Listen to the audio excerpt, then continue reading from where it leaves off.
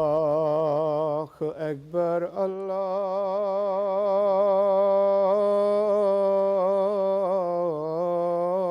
الله أكبر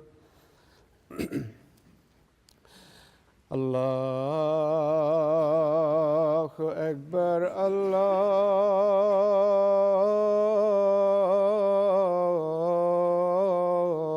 الله أكبر أشهد أن لا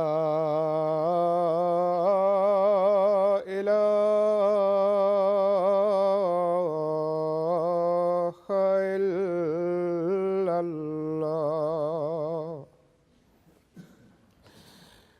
أشهد أن لا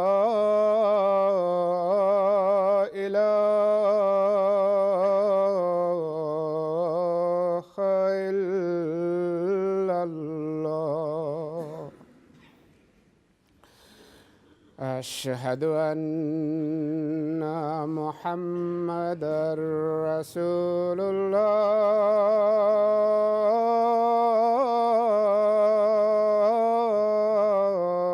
الله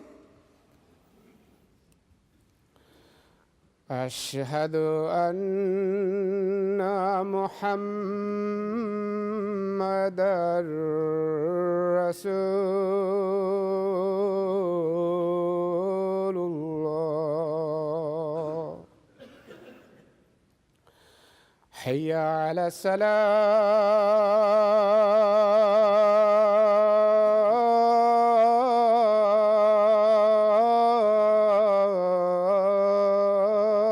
الصلاة حي على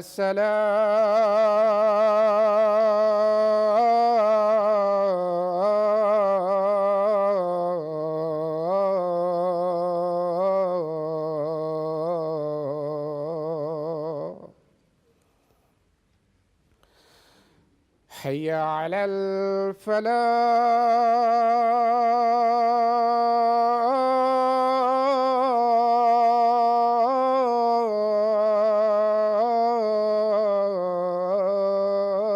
الفلاح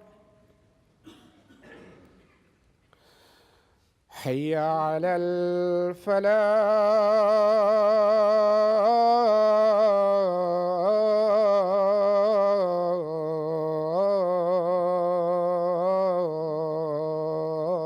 الفلاح الله أكبر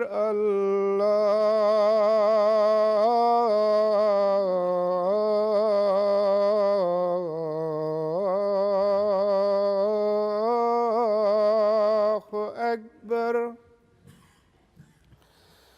لا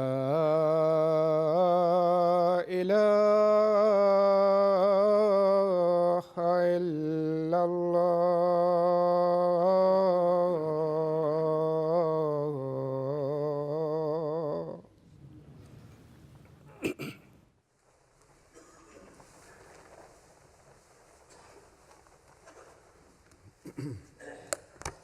السلام عليكم ورحمة الله.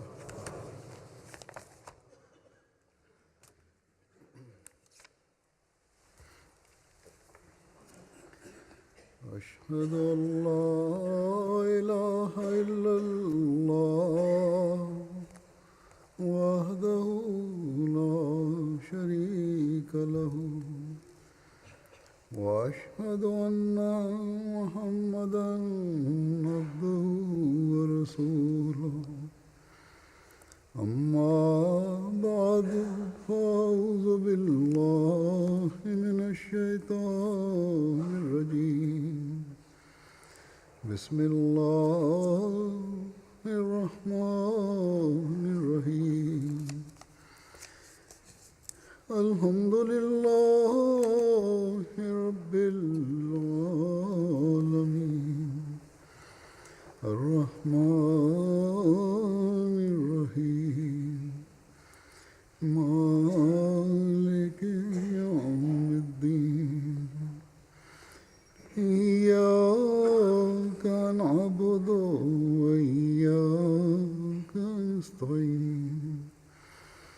اهدنا الصراط المستقيم صراط الذين أنعمت عليهم غير المغضوب عليهم ولا الضالين.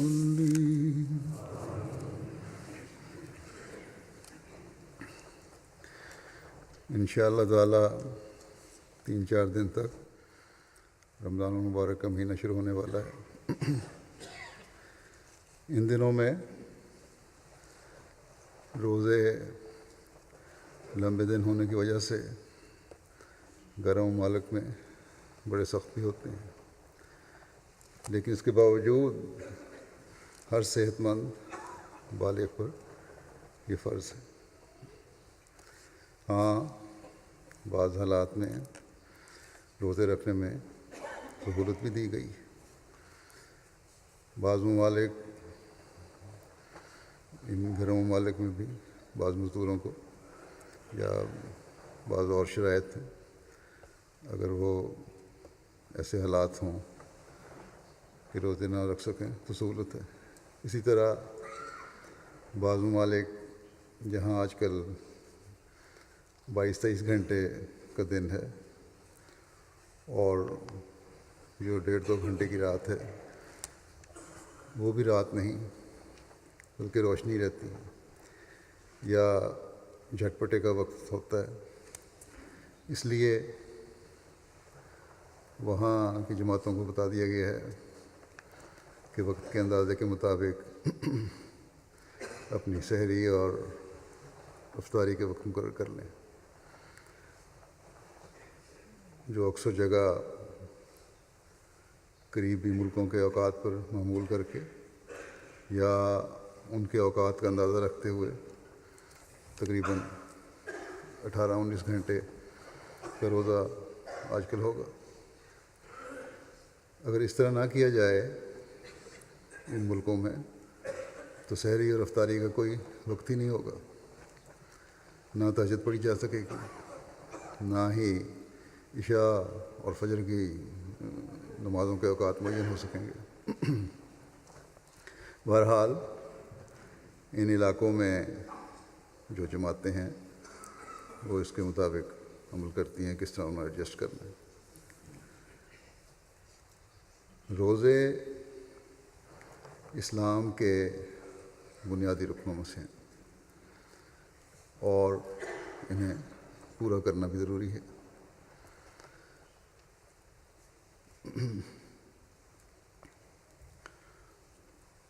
روزوں کے متعلق بعض چھوٹے چھوٹے سوال بھی اٹھتے ہیں. سحری کے وقت کے متعلق، افطاری کے متعلق، بیماری کے متعلق، مسافر کے متعلق، اس طرح مختلف سوال ہوتے ہیں. جماعت میں اللہ تعالیٰ کا فضل ہے کہ ہر سال لاکھوں لوگ شامل ہوتے ہیں، مسلمانوں کے مختلف فرقوں میں سے بھی اور غیر مذاہب میں سے بھی. مسلمانوں کے مختلف فرقوں میں بھی بعض احکامات کے بارے میں مختلف فقہی نظریات ہیں. ان نظریات کے ساتھ جب وہ جماعت میں آتے ہیں تو بعض باتیں ان میں بے چینیاں پیدا کر دیتی ہیں، بعض وضاحتیں وہ لوگ چاہتے ہیں، بعض تفصیلات چاہتے ہیں، یا بعض سوال اٹھاتے ہیں. اسی طرح بعض غیر مذاہب سے آنے والے بالکل ہی بعض چیزوں کا علم نہیں رکھتے، بلکہ ان کو علم ہوتا ہی نہیں، وہ تو نئے طور پہ سیکھ رہے ہوتے ہیں. اس لیے ان کے لیے اسلام کے بنیادی جو رکن ہیں ان کے مسائل کا علم ہونا ضروری ہے. اس زمانے میں اللہ تعالیٰ نے حضرت مسیح موعود علیہ السلام کو بھیجا ہے اور حکم اور عدل بنا کر بھیجا ہے، جنہوں نے اسلام کی تعلیم پر بنیاد رکھتے ہوئے ہر معاملے کا فیصلہ کرنا تھا اور کیا، اور ہر مسئلے کا حل بتانا تھا اور بتایا۔ بس اس لحاظ سے اس زمانے میں ہمیں اپنے مسائل کا حل اور علم میں اضافے کے لیے آپ علیہ السلام کی طرف دیکھنے کی ضرورت ہے۔ اس وقت روزوں کے حوالے سے جیسا کہ میں نے کہا سوال اٹھتے رہتے ہیں، بعض سوالوں کے جواب یا حضرت مسیح موعود علیہ السلام کا ان کے بارے میں کیا موقف تھا یا کیا آپ نے حکم فرمایا، کیا آپ کا فتویٰ تھا، ان کے بارے میں بیان کروں گا۔ ہمیں یاد رکھنا چاہیے کہ اس زمانے میں شرعی احکامات کے بارے میں آپ علیہ السلام کا حکم یا نظریہ ہی ہمارے لیے اس مسئلے کا فقہی حل اور فیصلہ ہے۔ پہلی بات تو ہمیشہ یہ یاد رکھنی چاہیے کہ اسلام پر عمل کی بنیاد تقویٰ ہے۔ اس لیے تقویٰ کو سامنے رکھتے ہوئے روزوں کے بارے میں حضرت مسیح موعود علیہ السلام کے ارشاد کو سامنے رکھیں کہ اپنے روزوں کو خدا کے لیے صدق کے ساتھ پورے کرو۔ بعض لوگ یہ سوال کرتے ہیں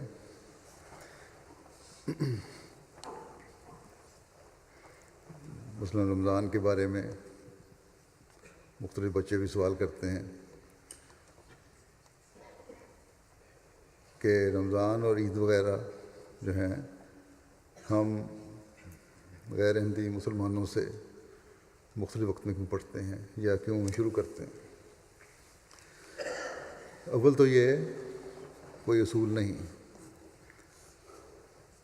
کہ ضرور مختلف ہو ہمارے رمضان شروع کرنے کے دن اور عید کا دن، اور نہ ہی ہم جان بوجھ کر اس میں اختلاف کرتے ہیں۔ کئی سالوں میں کئی ایسے بھی سال آئے ہیں اور آتے ہیں کہ ہمارے اور دوسرے مسلمانوں کے روزے اور عید ایک ہی دن ہوتے ہیں۔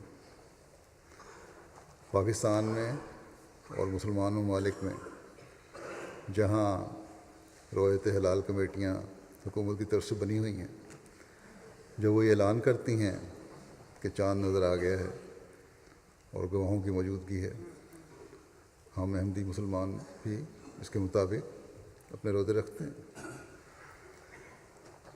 اور روزے ہمارے ختم بھی اس کے مطابق ہوتے ہیں اور عید بھی اس کے مطابق منائی جاتی ہے۔ ان ملکوں میں جو مغربی ممالک ہیں، یورپین ممالک ہیں، نہ ہی حکومت کی طرف سے کسی رویت ہلال کا انتظام ہے اور نہ ہی اس کا اعلان کیا جاتا ہے۔ اس لیے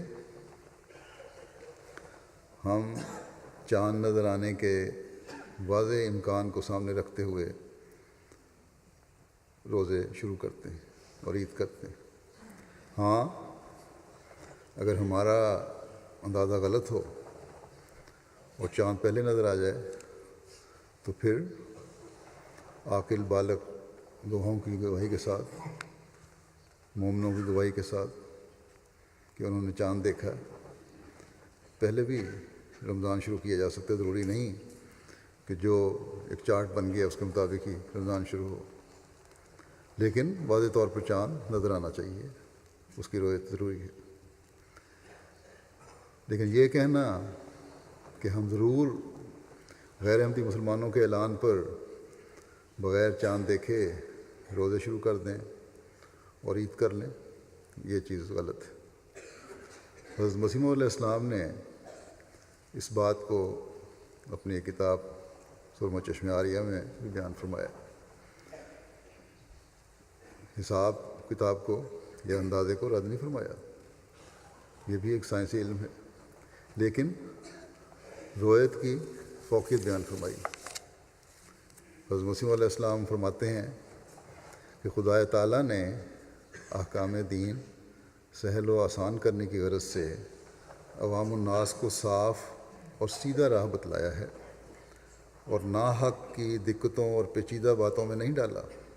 مثلا روزہ رکھنے کے لیے یہ حکم نہیں دیا کہ تم جب تک قواعد ظنیہ نجوم کی روح سے یہ معلوم نہ کرو کہ چاند 29 کا ہوگا یا 30 کا، تب تک رویت کا ہرگز اعتبار نہ کرو۔ یعنی جو قواعد بنائے گئے ہیں سائنسدانوں کی طرف سے اندازے کے مطابق، جو فلکیات کا یا ستاروں کا علم رکھتے ہیں، انہوں نے جو قواعد بنائے ہیں، ضروری نہیں ہے ان قواعد کی پابندی ضروری ہے۔ اور پہلے جب تک وہ اگر ان کے اندازے یہ کہتے ہیں کہ چاند 29 کا ہوگا یا 30 کا، تو اس کے مطابق عمل کرو اور چاند کو دیکھنے کی کوشش نہ کرو، رویت کا ہرگز اعتبار نہ کرو، یہ غلط ہے۔ آپ نے فرمایا کہ جب یہ نہیں ہو کہ رویت کا ہرگز اعتبار نہ کرو اور آنکھیں بند رکھو، کیونکہ ظاہر ہے کہ خواہ اعمال دقیقہ نجوم کو عوام الناس کے گلے کا ہار بنانا یہ ناحق کا حرج اور تکلیف مالا یطاق ہے۔ بلا وجہ اسی بات پہ عمل کرنا کہ کیونکہ ہمیں اندازے یہ بتا رہے ہیں اس لیے اس کے علاوہ ہم اور کچھ نہیں کریں گے، یہ بلا وجہ کی ایک تکلیف ہے۔ فرمایا کہ اور یہ بھی ظاہر ہے کہ ایسے حسابوں کے لگانے میں بہت سی غلطیاں واقع ہوتی رہتی ہیں، سو یہ بڑی سیدھی بات ہے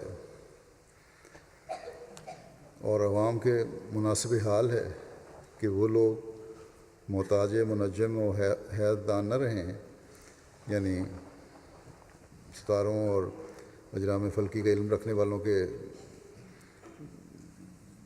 صرف ان کے محتاج نہ رہیں، اور چاند کے معلوم کرنے میں کہ کس تاریخ کو نکلنا ہے اپنی رویت میں مدار رکھیں۔ نہ صرف ان کے محتاج نہ رہیں اور چاند کے معلوم کرنے میں کہ کس تاریخ نکلتا ہے اپنی رویت پر مدار رکھیں، صرف علمی طور پر اتنا سمجھ رکھیں کہ 30 کے عدد سے تجاوز نہ کریں۔ چاند کو دیکھنا ضروری ہے، اگر دیکھنے کی کوشش کی جائے اور نظر نہ آئے تو پھر جو حساب کتاب جو ہے اس پہ بھی انحصار کیا جا سکتا ہے، اور اس بات پہ انحصار ہو کہ 30 دن سے زیادہ اوپر نہ جائیں۔ اور فرمایا کہ اور یہ بھی یاد رکھنا چاہیے کہ حقیقت میں عند العقل رویت کے قیاسات ریاضیہ پر فوقیت ہے، رویت کو قیاسات ریاضیہ پر فوقیت ہے۔ عقل بھی یہ کہتی ہے جو دیکھنا ہے آنکھوں سے اس کو صرف اندازوں پر جو حسابی اندازے ہیں ان پر بہر وقت فوقیت ہے۔ فرمایا کہ آخر حکمائے یورپ نے بھی جب رویت کو زیادہ تر موت پر سمجھا تو اس نیک خیال کی وجہ سے بتائید قوت باصرہ طرح طرح کے آلات دوربینی اور خوردبینی ایجاد کیے۔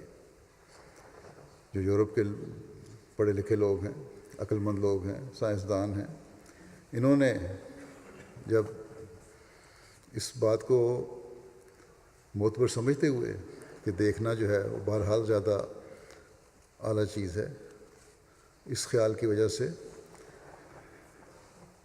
اپنے آلات بنائے ہیں، دوربینیں بنائی ہیں جن کے ذریعے سے وہ دیکھتے ہیں اجرام فلکی کو۔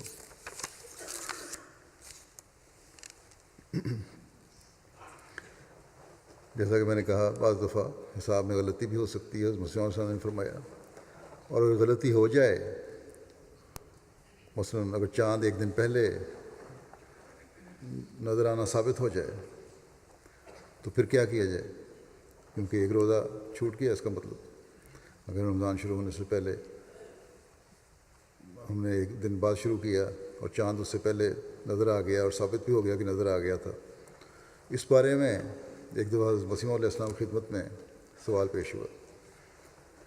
سیال کوٹ سے ایک دوست نے دریافت کیا کہ یہاں چاند منگل کی شام کو نہیں دیکھا گیا بلکہ بدھ کو دیکھا گیا ہے، جبکہ رمضان بدھ کو شروع ہو چکا تھا۔ عام طور پہ اس علاقے میں ہر جگہ اس واسطے پہلا روزہ جمعرات کو رکھا گیا۔ اس نے پوچھا کہ روزہ تو بدھ کو رکھا جانا چاہیے تھا، ہمارے ہاں پہلا روزہ جمعرات کو رکھا گیا، اب کیا کرنا چاہیے؟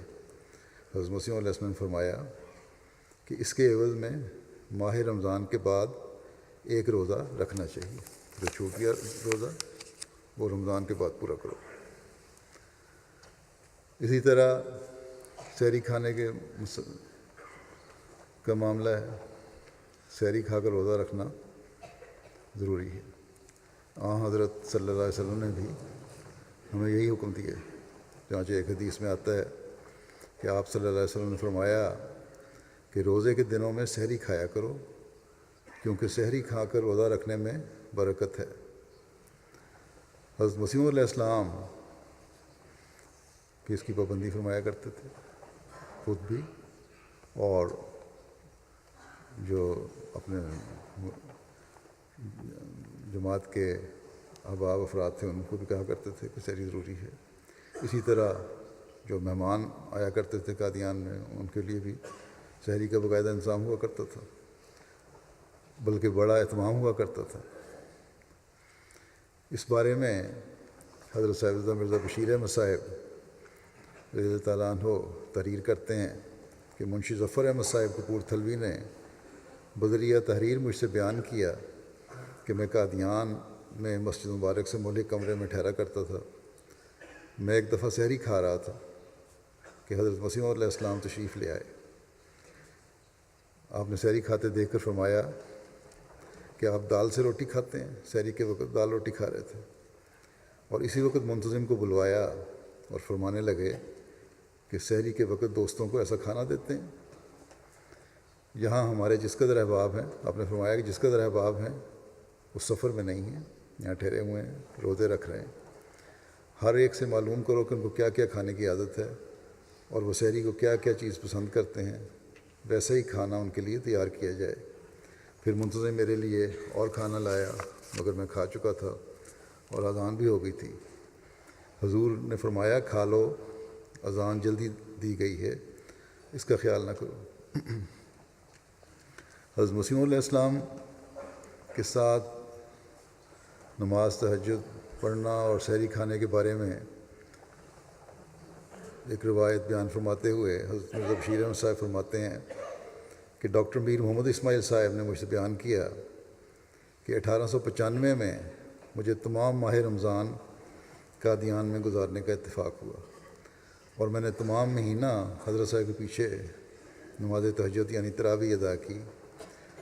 آپ کی یہ عادت تھی کہ وتر اول شب میں پڑھ لیتے تھے اور نماز تہجد 8 رکعت 2 رکعت کر کے آخر شب میں ادا فرماتے تھے، جس میں آپ ہمیشہ پہلی رکعت میں آیت الکرسی تلاوت فرماتے تھے، یعنی اللہ لا الہ الا ہو سے وہو العلی العظیم تک، اور دوسری رکعت میں سورہ اخلاص کی قرأت فرماتے تھے، اور رکوع و سجود میں یا حی یا قیوم برحمتک استغیث اکثر پڑھتے تھے، اور ایسی آواز سے پڑھتے تھے کہ آپ کی آواز میں سن سکتا تھا۔ نیز آپ ہمیشہ سحری نماز تہجد کے بعد کھاتے تھے، اور اس میں اتنی تاخیر فرماتے تھے کہ بعض دفعہ کھاتے کھاتے اذان ہو جاتی تھی، اور آپ بعض اوقات اذان کے ختم ہونے تک کھانا کھاتے رہتے تھے۔ خاکسار عرض کرتا ہے، حضرت میاں بشیر احمد صاحب فرماتے ہیں کہ دراصل مسئلہ تو یہ ہے کہ جب تک صبح صادق افق مشرق سے نمودار نہ ہو جائے سحری کھانا جائز ہے۔ اذان کے ساتھ اس کا کوئی تعلق نہیں ہے، کیونکہ صبح کی اذان کا وقت بھی صبح صادق کے ظاہر ہونے پر مقرر ہے۔ اس لیے لوگ عموماً سحری کی حد اذان ہونے کو سمجھ لیتے ہیں۔ بعض جگہوں پہ قادیان میں چونکہ صبح کی اذان صبح صادق کے پھوٹتے ہی ہو جاتی ہے، بلکہ ممکن ہے کہ بعض اوقات غلطی اور بے احتیاطی سے اس سے بھی قبل ہو جاتی ہو، اس لیے ایسے موقعوں پر حضرت مسیح علیہ السلام اذان کا چنداں خیال نہ فرماتے تھے اور صبح صادق کے تبین تک سحری کھاتے رہتے تھے۔ اور دراصل شریعت کا منشا بھی اس معاملے میں یہ نہیں ہے کہ جب علمی اور حسابی طور پر صبح صادق کا آغاز ہو اس کے ساتھ ہی کھانا ترک کر دیا جائے، بلکہ منشا یہ ہے کہ جب عام لوگوں کی نظر میں صبح صادق کی سفیدی ظاہر ہو جائے اس وقت کھانا چھوڑ دیا جائے۔ چنانچہ تبین کا لفظ اسی بات کو ظاہر کر رہا ہے۔ حدیث میں بھی آتا ہے کہ حضرت صلی اللہ علیہ وسلم نے فرمایا کہ بلال کی اذان پر سحری نہ چھوڑا کرو۔ بلکہ ابن مکتوم کی اذان تک بے شک کھاتے پیتے رہا کرو، کیونکہ ابن مکتوم نابینا تھے، اور جب تک لوگوں میں شور نہ پڑ جاتا تھا کہ صبح ہو گئی ہے اس وقت تک اذان نہ دیتے تھے۔ گزشتہ سال ایک دوست کو میں نے کہا تھا کہ آپ زیادہ دیر تک سحری کھاتے رہتے ہیں، اس بات پر انہوں نے دوبارہ روزے رکھ لیے، شاید میری بات سن کے۔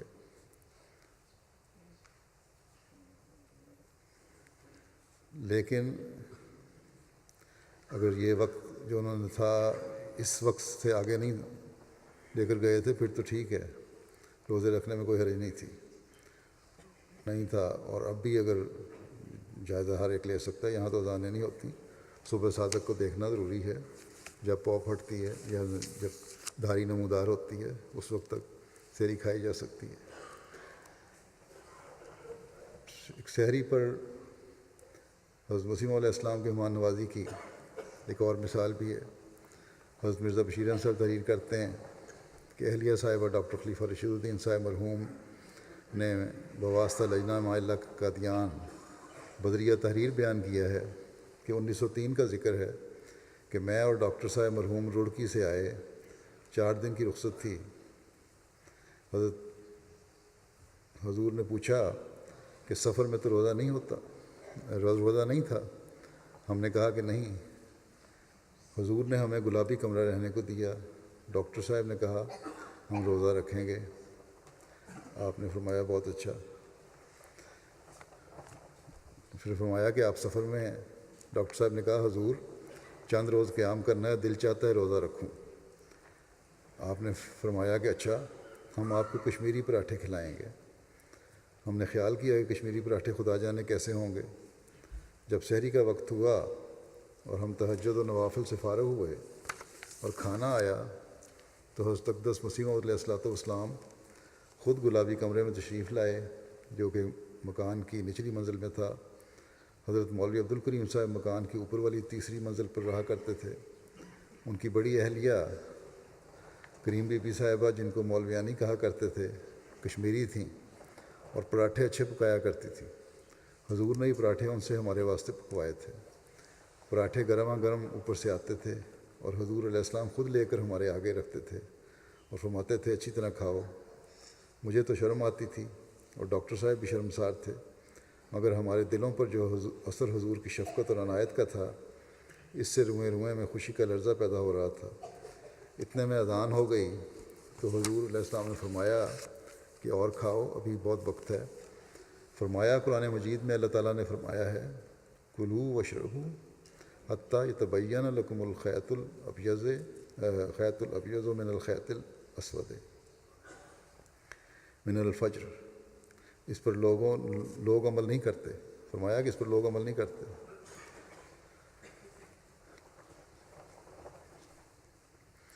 آپ کھائیں، ابھی بہت وقت ہے۔ مؤذن نے وقت سے پہلے اذان دے دی ہے۔ پھر کہتے ہیں کہ جب تک ہم کھاتے رہے حضور کھڑے رہے اور ٹہلتے رہے۔ ہر چند ڈاکٹر صاحب نے عرض کیا کہ حضور تشریف رکھیں، میں خود خادمہ سے پراٹھے پکڑ لوں گا یا میری بیوی لے لیں گی، مگر حضور نہ ماننا اور ہماری خاطر توازوں میں لگے رہے۔ اس کھانے میں سالن بھی تھا اور دودھ سوئیاں وغیرہ۔ بے شک اچھا کھانا تو کھائیں ہیں، لیکن اس میں بھی اعتدال ہونا چاہیے۔ روزہ رکھ کر یہ احساس بھی ہونا چاہیے کہ ہم نے روزہ رکھنا ہے اور رکھا ہے۔ چنانچہ اس بارے میں حضرت مسیح علیہ السلام کے حوالے سے بیان کرتے ہوئے حضرت مسلم موعود رضی اللہ عنہ فرماتے ہیں کہ اللہ تعالیٰ فرماتا ہے کہ یرید اللہ بکم الیسر ولا یرید بکم العسر۔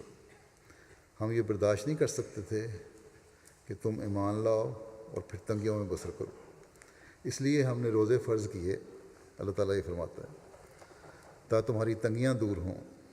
یہ ایسا نقطہ ہے جو مومن کو مومن بناتا ہے۔ یہ بڑا نقطہ یاد رکھنے والا ہے کہ تمہارے لیے آسانی چاہتا ہے، تنگی نہیں چاہتا۔ اور اس کی وضاحت کیا ہے؟ یہ ایسا نقطہ ہے جو مومن کو مومن بناتا ہے، اور جو یہ ہے کہ روزے میں بھوکا رہنا یا دین کے لیے قربانی کرنا انسان کے لیے کسی نقصان کا موجب نہیں، بلکہ سراسر فائدے کا باعث ہے۔ جو یہ خیال کرتا ہے کہ رمضان میں انسان بھوکا رہتا ہے وہ قرآن کی تکذیب کرتا ہے، کیونکہ اللہ تعالیٰ فرماتا ہے کہ تم بھوکے تھے، ہم نے رمضان مقرر کیا تا تم روٹی کھاؤ، پس معلوم ہوا کہ روٹی یہی ہے جو خدا تعالیٰ کھلاتا ہے اور اصل زندگی اسی سے۔ اس کے سوا جو روٹی ہے وہ روٹی نہیں، پتھر ہیں جو کھانے والے کے لیے ہلاکت کا موجب ہیں۔ مومن کا فرض ہے کہ جو لقمہ اس کے منہ میں جائے اس کے متعلق پہلے دیکھے وہ کس کے لیے ہے۔ اگر تو وہ خدا کے لیے ہے تو وہی روٹی ہے، اور اگر نفس کے لیے ہے تو وہ روٹی نہیں۔ بس سحری اللہ تعالیٰ کے حکم سے اگر کھائی جا رہی ہے، تو اگر اچھی بھی کھائی جا رہی ہے تو وہ اللہ تعالیٰ کی خاطر ہے، اور وہ جس طرح کہ آن صلی اللہ علیہ وسلم نے فرمایا اس میں برکت ہے۔ اور صرف اگر پیٹ بھرنا ہے اور اچھی خوراک کھانا ہے اور مزہ لینا ہے تو پھر وہ نفس کے لیے ہے۔ پھر آگے مسلمانوں نے وضاحت کی ہے کہ جو کپڑا خدا کے لیے پہنا جائے وہی لباس ہے، جو نفس کے لیے پہنا جاتا ہے وہ ننگا ہے۔ دیکھو کیسے لطیف پیرائے میں بتایا کہ جب تک خدا کے لیے تکالیف اور مصائب برداشت نہ کرو تم سہولت نہیں اٹھا سکتے۔ اس سے ان لوگوں کے خیال کا بھی ابطال ہو جاتا ہے جو بقول حضرت مسیح علیہ السلام رمضان کو موٹے ہونے کا ذریعہ بنا لیتے ہیں۔ بعض لوگ ایسے ہیں جو رمضان میں جن کے وزن کم ہونے کے بڑھ جاتے ہیں۔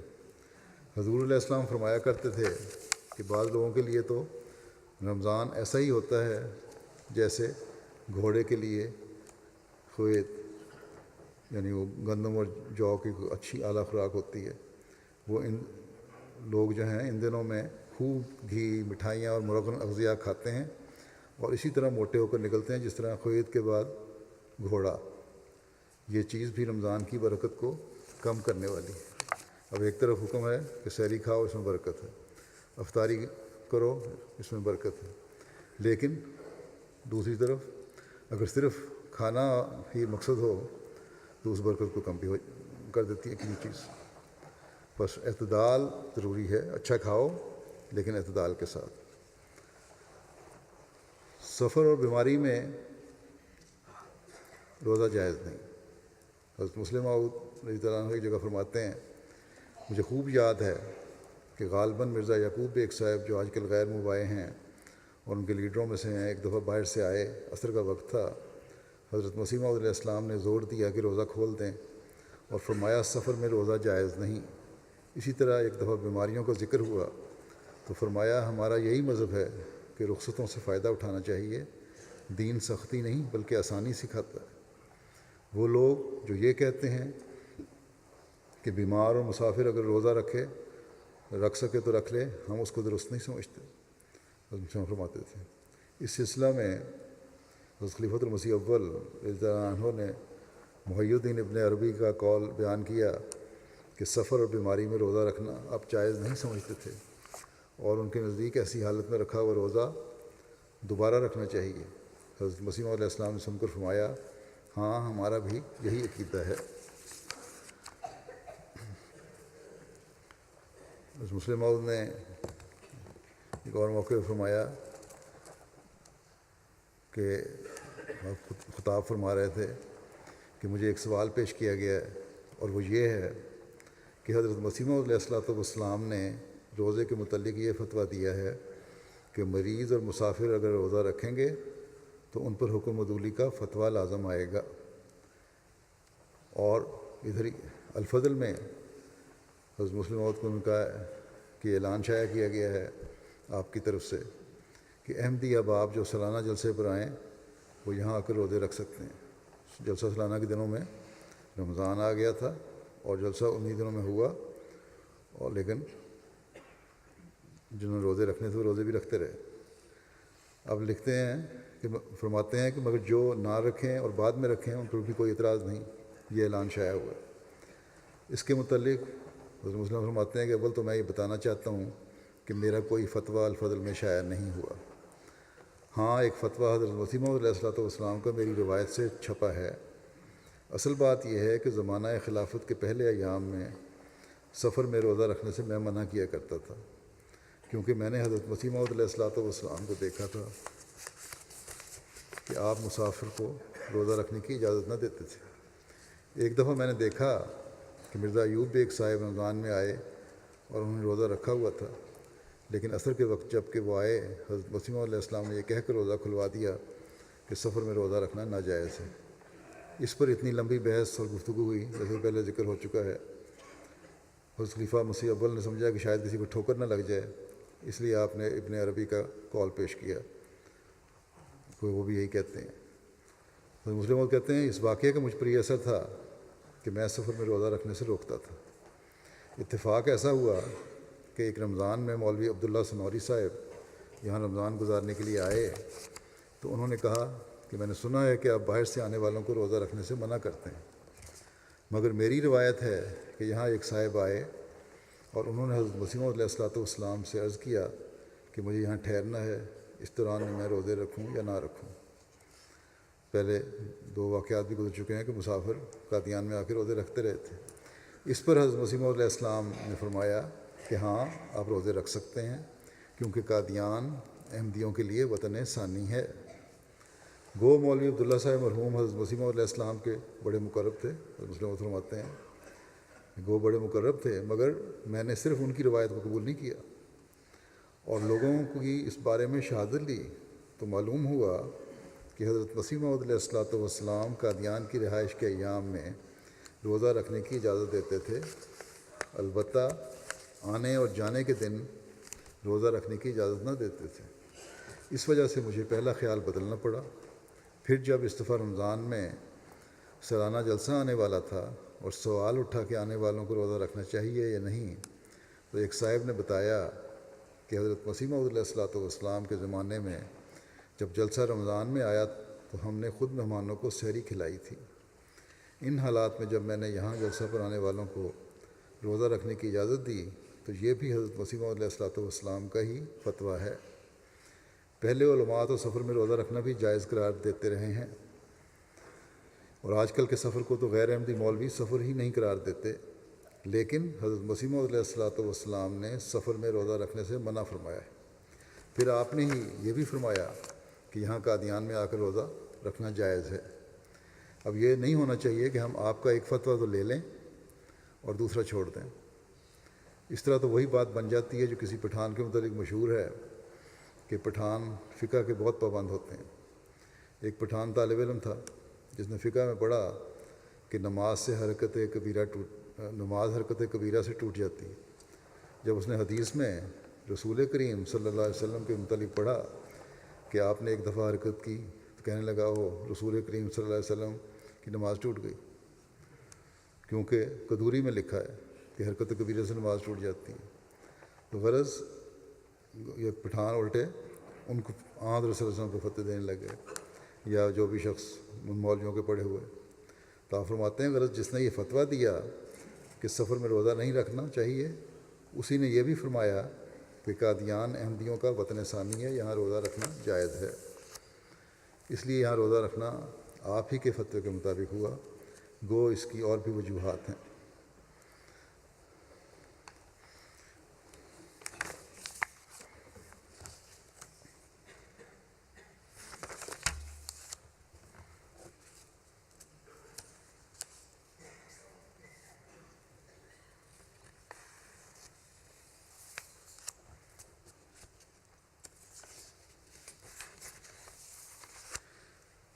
قیام کے دوران روزوں کے بارے میں حضرت سید محمد سرور شاہ صاحب تعریف فرماتے ہیں کہ روزوں کی بابت حضرت مسیح موعود علیہ السلام نے فرمایا کہ اگر کسی شخص نے ایک جگہ پر 3 دن سے زائد اقامت کرنی ہو تو پھر وہ روزے رکھے، اور اگر 3 دن سے کم اقامت کرنی ہو تو روزے نہ رکھے، اور اگر قادیان میں کم دن ٹھہرنے کے باوجود روزے رکھ لے تو پھر روزے دوبارہ رکھنے کی ضرورت نہیں، کیونکہ قادیان وطن ثانی ہے، اس میں 3 دن سے کم میں بھی اگر رکھنا چاہے تو رکھ سکتا ہے، لیکن باقی جگہوں پر 3 دن اگر قیام ہے تو روزے رکھ سکتا ہے۔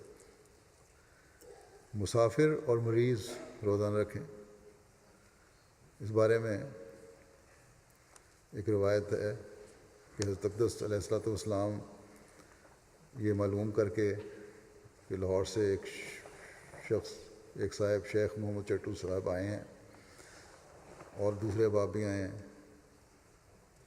اور تو اب حضرت مسیح علیہ السلام اپنے خلق عظیم کی بنا پر باہر نکلے۔ غرض یہ تھی کہ باہر سیر کو نکلیں گے، احباب سے ملاقات کی تقریب ہو جائے گی، جو لوگ آئے ہوں ان سے ملاقات ہو جائے گی۔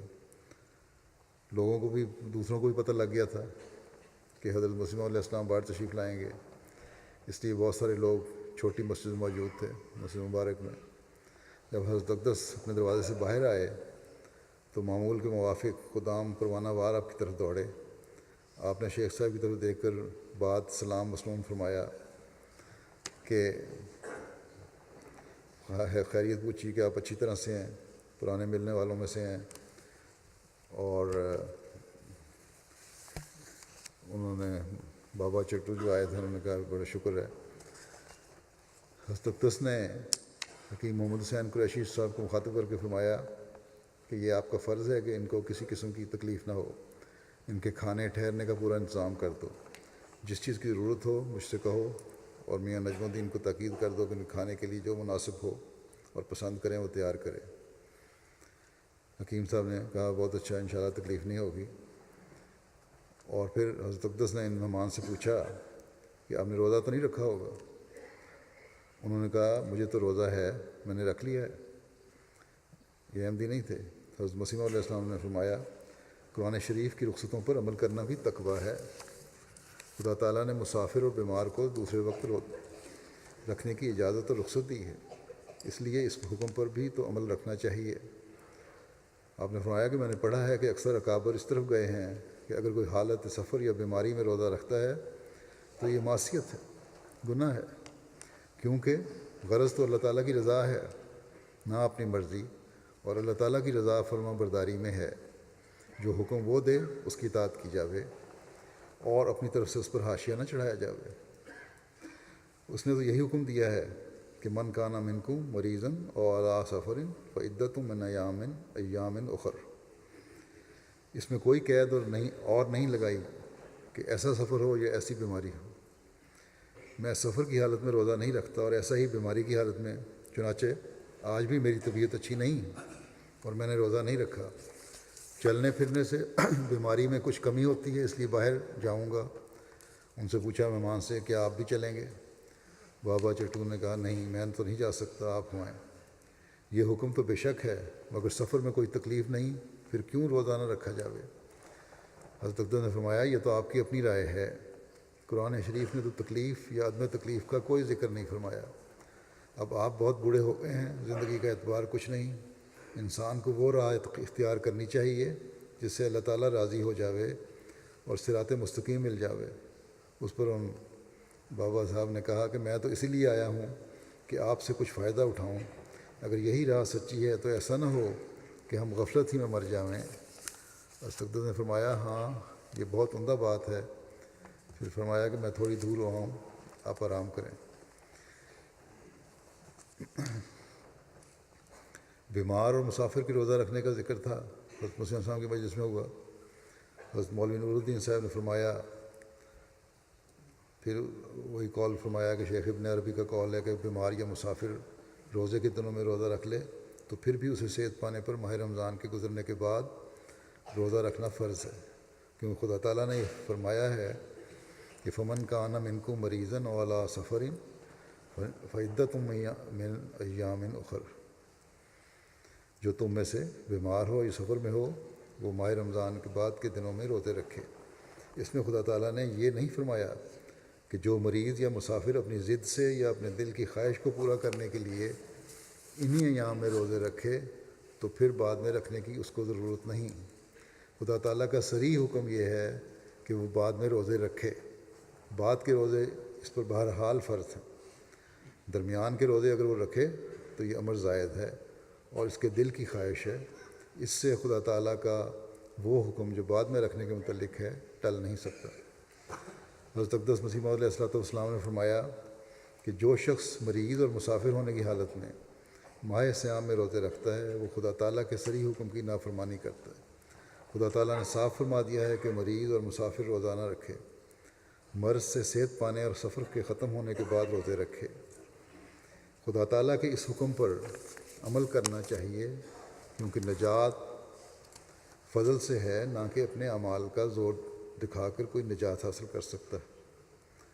زور سے نجات نہیں حاصل کی جا سکتی۔ خدا تعالیٰ نے یہ نہیں فرمایا کہ خدا تعالیٰ نے یہ نہیں فرمایا کہ مرض تھوڑی ہو یا بہت، اور سفر چھوٹا ہو یا لمبا، بلکہ حکم عام ہے اور اس پر عمل کرنا چاہیے۔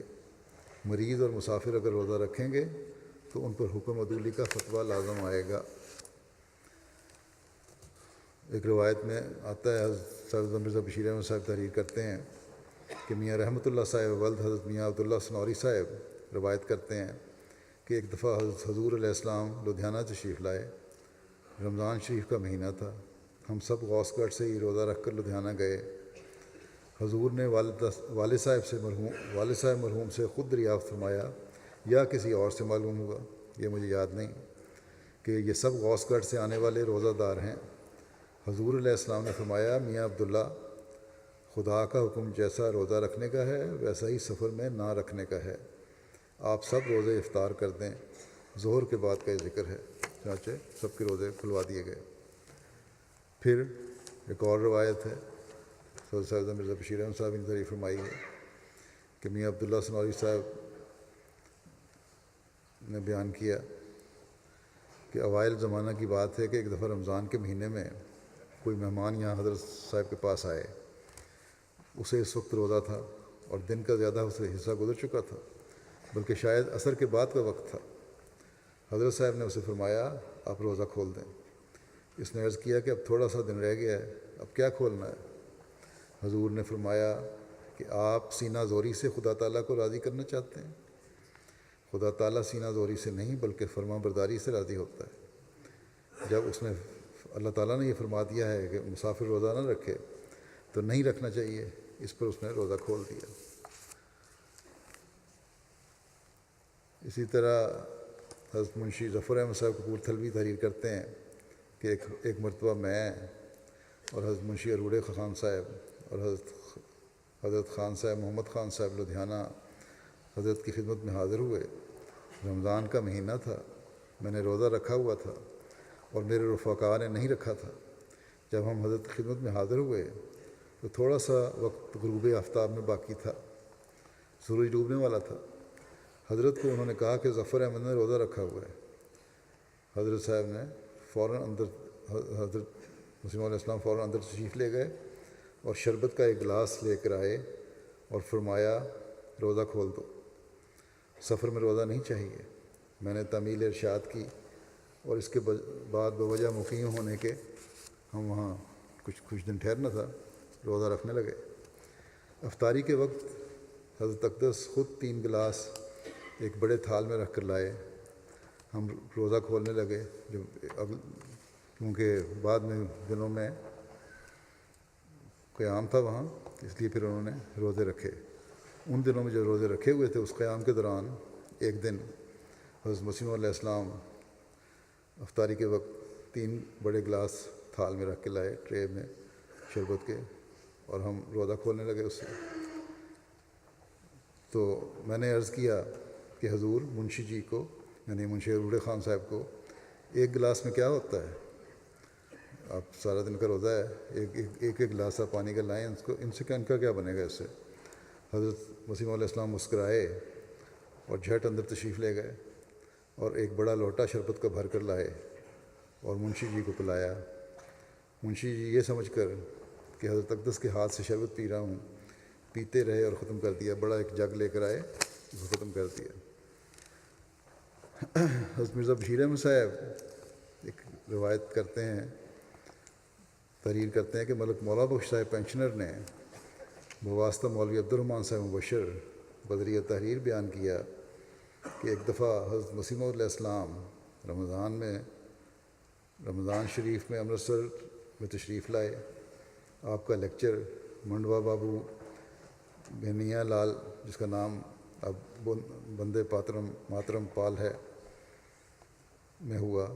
بوجہ سفر کے حضور کو روزہ نہ تھا۔ لیکچر کے دوران مفتی فضل الرحمان صاحب نے چائے کی پیالی پیش کی، حضور نے توجہ نہ فرمائی، پھر وہ اور آگے ہوئے، پھر بھی حضور مصروف لیکچر رہے، پھر مفتی صاحب نے پیالی بالکل قریب کر دی تو حضور نے لے کر چائے پی لی۔ اس پر لوگوں نے شور مچا دیا کہ یہ ہے رمضان شریف کا احترام، روزے نہیں رکھتے، اور بکواس شروع کر دی۔ لیکچر بند ہو گیا اور حضور پس پردہ ہو گئے، پیچھے چلے گئے۔ گاڑی دوسری طرف دروازے کے سامنے لائی گئی اور حضور اس میں داخل ہو گئے۔ لوگوں نے اینٹ پتھر وغیرہ مارنے شروع کیے اور بہت ہلڑ مچایا۔ گاڑی کا شیشہ ٹوٹ گیا، مگر حضور بخیر و عافیت قیام گاہ پر پہنچ گئے۔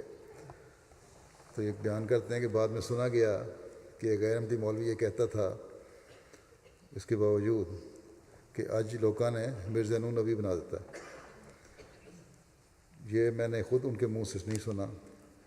حضرت مولوی حکیم نور الدین صاحب کے ساتھ ہم باہر نکلے، پھر آگے بیان کرتے ہیں اس وقت، اور ان کی خدمت میں عرض کی کہ لوگ اینٹ پتھر مار رہے ہیں، ابھی تک شور شرابہ تھا، ذرا ٹھہر جائیں۔ تو خلیفہ اول نے فرمایا وہ گیا جس کو مارتے تھے، مجھے کون مارتا ہے؟ چونکہ مفتی فضل الرحمان صاحب اس موقع پر مفتی فضل الرحمان صاحب کے چائے پیش کرنے پر یہ سب گڑبڑ ہوئی تھی، یہ فساد پیدا ہوا تھا، لوگوں نے شور مچایا تھا، اس لیے سب آدمی ان کو کہتے تھے کہ تم نے ایسا کیوں کیا؟ سب احمدی ان کے پیچھے پڑ گئے کہ تمہاری وجہ سے یہ سب کچھ ہوا ہے۔ تو روایت کرنے والے کہتے ہیں کہ میں نے بھی ان کو ایسا کہا، وہ بیچارے تنگ آ گئے، اور بعد میں میاں عبد الخالق صاحب مرحوم احمدی نے کہتے ہیں مجھے بتایا کہ جب یہ معاملہ حضور کے سامنے پیش ہوا کہ مفتی صاحب نے خواہ مخواہ لیکچر خراب کر دیا، تو حضور نے فرمایا مفتی صاحب نے کوئی برا کام نہیں کیا، اللہ تعالیٰ کا ایک حکم ہے کہ سفر میں روزہ نہ رکھا جائے، اللہ تعالیٰ نے ہمارے فعل سے اس حکم کی اشاعت کا موقع پیدا کر دیا۔ یہ جواب تھا حضرت مسلموں کا۔ جب یہ جواب سنا حضرت مفتی صاحب نے تو لکھنے والے لکھتے ہیں کہ پھر تو مفتی صاحب اور بھی شیر ہو گئے۔ بیمار ہونے پر روزہ کھول دینا۔ حضرت سیدنا مرزا بشیر احمد صاحب تحریر کرتے ہیں کہ ڈاکٹر میر محمد اسماعیل صاحب نے مجھے بیان کیا کہ ایک دفعہ لدھیانے میں حضرت مسیح علیہ السلام نے رمضان کا روزہ رکھا ہوا تھا کہ دل گھٹنے کا دورہ ہوا اور ہاتھ پاؤں ٹھنڈے ہو گئے۔ اس وقت غروب آفتاب کا وقت بہت قریب تھا، مگر آپ نے فوراً روزہ توڑ دیا۔ آپ ہمیشہ شریعت میں سہل راستے کو اختیار فرمایا کرتے تھے۔ حضرت میاں بشیر احمد صاحب فرماتے ہیں کہ خاکسار عرض کرتا ہے کہ حدیث میں حضرت عائشہ کی روایت سے حضرت صلی اللہ علیہ وسلم کے متعلق بھی یہی ذکر آتا ہے کہ آپ ہمیشہ دو جائز رستوں میں سے سہل راستے کو پسند فرماتے تھے۔ بعض اوقات رمضان ایسے موسم میں آتا ہے کہ کاشتکاروں سے جب کہ کام کی کثرت ہو، مثلاً بجائی ہو رہی ہے یا کٹائی ہو رہی ہے، ایسے ہی مزدوروں سے جن کا گزارا مزدوری پر ہے روزہ نہیں رکھا جاتا، یہ سوال ہوا۔ تو اس کی نسبت کیا ارشاد ہے؟ حضرت مسیح علیہ السلام نے فرمایا کہ الاعمال بالنیات، یہ لوگ اپنی حالتوں کو مخفی رکھتے ہیں۔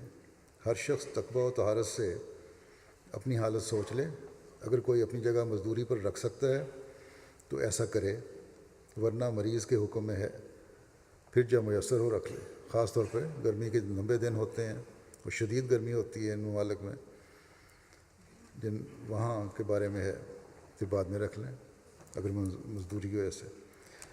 اور وَعَلَى الَّذِينَ يُطِيقُونَ کی نسبت فرمایا، اس کے معنی یہ ہیں کہ جو طاقت نہیں رکھتے۔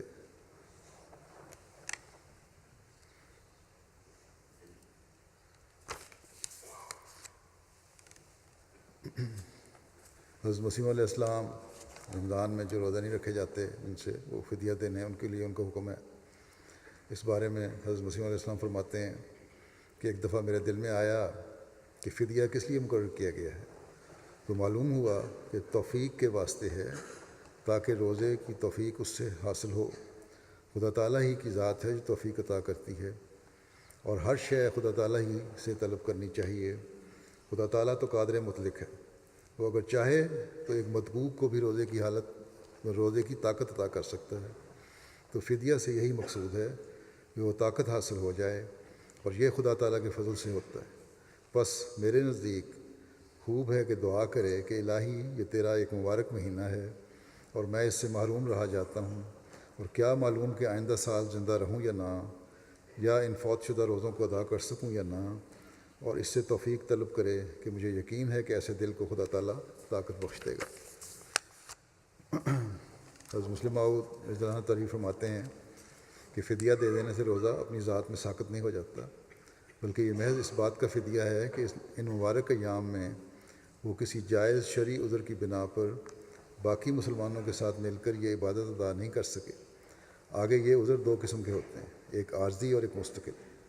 فدیہ بشرط استطاعت ان دونوں حالتوں میں دینا چاہیے، غرض کہ خواہ کوئی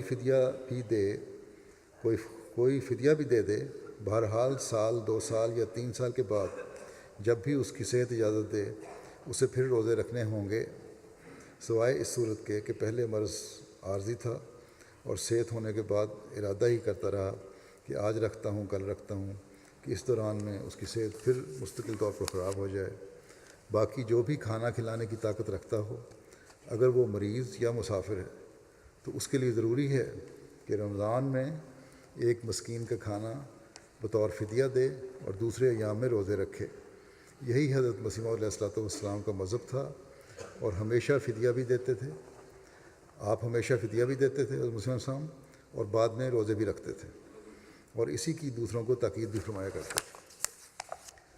حضرت مسیح السلام سے ایک سوال پیش ہوا کہ جو شخص روزہ رکھنے کے قابل نہ ہو، اس کے عوض مسکین کو کھانا کھلانا چاہیے، اس کھانے کی رقم قادیان کے یتیم فنڈ میں بھیجنا جائز ہے یا نہیں، یا جو کہ جماعتی نظام ہے اس میں دینا جائز ہے کہ نہیں؟ حضرت مسیح نے فرمایا کہ ایک ہی بات ہے، خواہ اپنے شہر میں مسکین کو کھلائے یا یتیم اور مسکین فنڈ میں بھیج دے۔ اپنا کوئی واقف کار ہے کسی روزے کھلوانے ہیں تو وہاں بھی کھلوائے جا سکتے ہیں۔ بے خبری میں کھانے پینے سے روزہ نہیں ٹوٹتا۔ ایک خط سے سوال پیش ہوا آپ کی خدمت میں کہ میں بوقت سحر بماہ رمضان اندر بیٹھا ہوا بے خبری سے کھاتا پیتا رہا، جب باہر نکل کر دیکھا تو معلوم ہوا کہ سفیدی ظاہر ہو گئی ہے، کیا وہ روزہ میرے اوپر رکھنا لازم ہے یا نہیں؟ دیر تک سحری کھاتا رہا، سفیدی ظاہر ہو چکی تھی۔ آپ نے فرمایا کہ بے خبری میں کھایا پیا تو اس پر اس روزے کے بدلے میں دوسرا روزہ لازم نہیں آتا۔ اگر بے خبری میں کھا لیا پھر کوئی حرج نہیں۔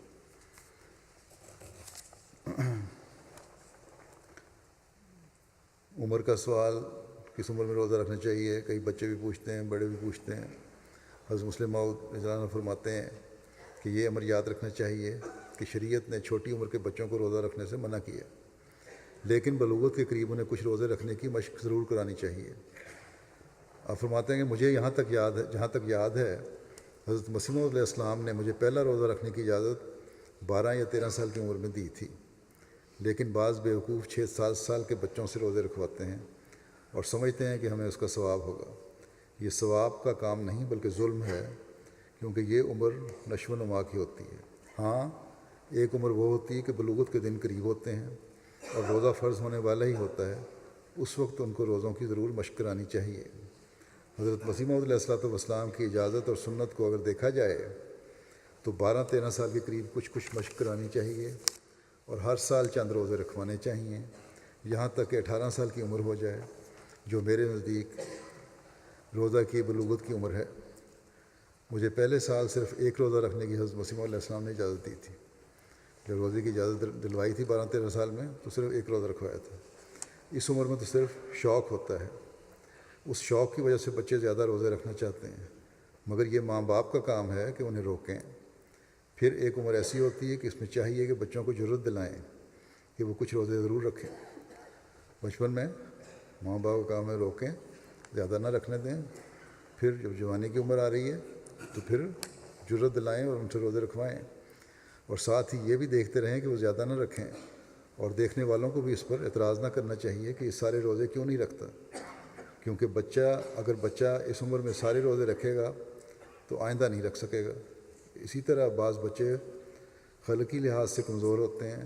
میں نے دیکھا ہے کہ بعض لوگ اپنے بچوں کو میرے پاس ملاقات کے لیے لاتے ہیں اور بتاتے ہیں کہ اس کی عمر 15 سال ہے، حالانکہ وہ دیکھنے میں 7-8 سال کے معلوم ہوتے ہیں. اکثر یہ بھی ہوتا ہے، میرے پاس بھی ایسے آتے ہیں. فرمایا کہ میں سمجھتا ہوں کہ ایسے بچے روزے کے لیے شاید 21 سال کی عمر میں بالغ ہوں. اس کے مقابلے میں ایک مضبوط بچہ غالباً 15 سال کی عمر میں ہی 18 سال کے برابر ہو سکتا ہے. لیکن اگر وہ میرے ان الفاظ کو ہی پکڑ کر بیٹھ جائے کہ روزے کی بلوغت کی عمر 18 سال ہے، تو نہ وہ مجھ پر ظلم کرے گا، نہ خدا تعالیٰ پر، بلکہ اپنی جان پر آپ ظلم کرے گا. اسی طرح اگر کوئی چھوٹی عمر کا بچہ پورے روزے نہ رکھے اور لوگ اس پر تان کریں تو وہ اپنی جان پر ظلم کریں گے، تان کرنے والے بھی.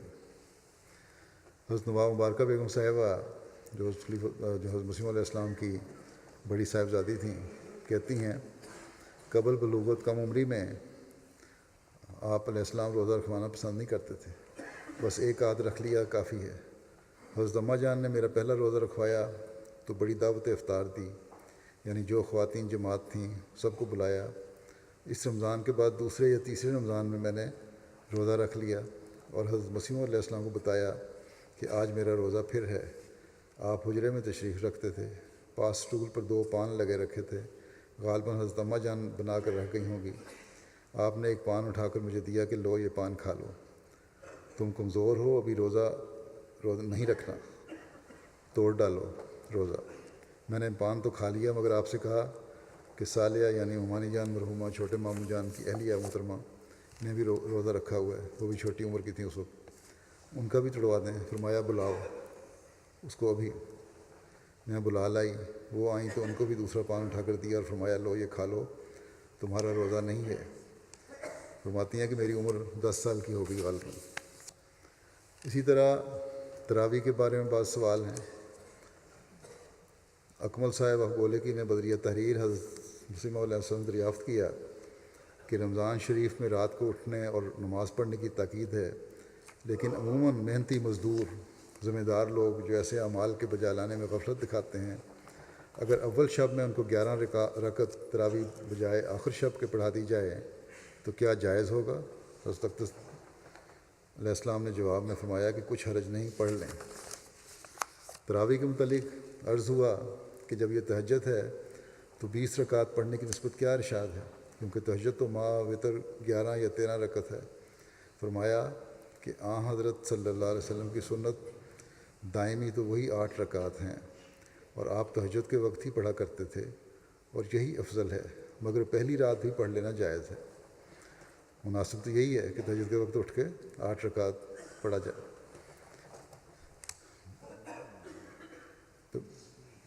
لیکن جائز ہے، اگر پہلی رات پڑھ لو تو پھر بھی جائز ہے سونے سے پہلے. ایک روایت میں ہے کہ آپ نے رات کے اول حصے میں اسے پڑھا. 20 رکعت بعد میں پڑھی گئیں، مگر حضرت صلی اللہ علیہ وسلم کی سنت وہی تھی جو پہلے بیان ہوئی. یہ 20 رکعت یا زیادہ رکعت والی جو باتیں ہیں یہ تو بات کی ہیں. حضرت صلی اللہ علیہ وسلم کی سنت 8 رکعت تہجد ہے. ایک صاحب نے حضرت اقدس کی خدمت میں خط لکھا جس کا خلاصہ یہ تھا کہ سفر میں نماز کس طرح پڑھنی چاہیے اور تراویح کے متعلق کیا حکم ہے. فرمایا سفر میں 2 گانا سنت ہے، تراویح بھی سنت ہے، پڑھا کریں، اور کبھی گھر میں تنہائی میں پڑھ لیں، کیونکہ تراویح دراصل تہجد ہے، کوئی نئی نماز نہیں. وطر جس طرح پڑھتے ہو بے شک پڑھو. بس یہ چند باتیں تھیں رمضان سے متعلق جو میں نے بیان کی ہیں.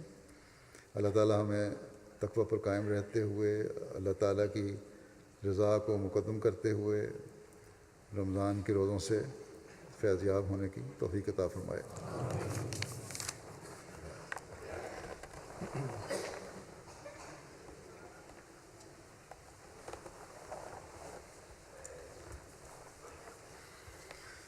الحمد لله نحمده ونستعينه ونستغفره ونؤمن به ونتوكل عليه ونعوذ بالله من شرور أنفسنا ومن سيئات أعمالنا. من يهده الله فلا مضل له ومن يضلل فلا ونشهد أن لا إله إلا الله ونشهد أن محمدا عبده ورسوله عباد الله رحمكم الله إن الله يأمر بالعدل والإحسان وإيتاء ذي القربى وينهى عن الفحشاء والمنكر والبغي يعظكم لعلكم تذكرون اذكروا الله يذكركم وادعوه يستجب لكم ولذكر الله أكبر